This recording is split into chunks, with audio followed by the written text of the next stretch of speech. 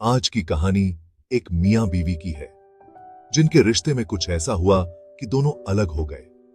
कहानी शुरू हुई एक छोटी सी बात से। दोनों अपनी अपनी जिद में इतना फंस गए कि बातचीत ही बंद कर दी।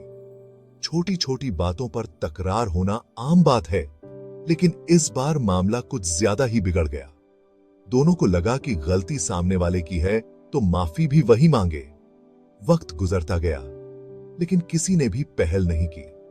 मियां को यकीन था कि बीवी तो उससे प्यार करती है,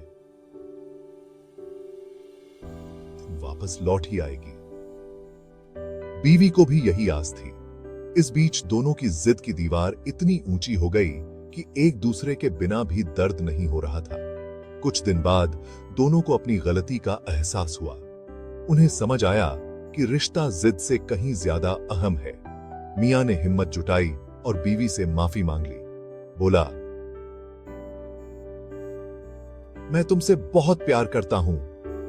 बीवी भी पिघल गई और अपनी गलती मान ली। दोनों ने एक दूसरे को गले लगाया और दिल की सारी बातें कह डाली। उन्हें लगा कि काश वो पहले ही अपने दिल की बात कह देते। इससे उन्होंने सीखा कि रिश्तों में समझदारी और प्यार होना बहुत जरूरी है।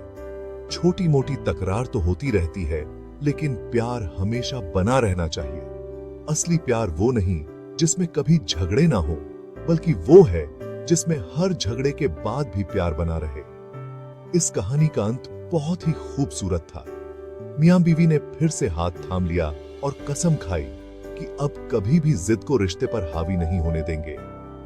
तो दोस्तों, याद रखना, प्यार और समझदारी से बड़ी कोई ताकत नहीं। अपने रिश्तों की कद्र करना और जिद को कभी भी बीच में ना आने देना। अगर आपको कहानी अच्छी लगी तो लाइक और सब्सक्राइब जरूर करना। मिलते हैं अगली कहानी में। धन्यवाद। इस कहानी से हमें यह भी सीखने को मिलता है कि कभी कभी हमें अपने अहंकार को छोड़कर पहल करनी चाहिए। रिश्तों में अहमियत प्यार और समझदारी की होती है, न कि जिद और अहंकार की।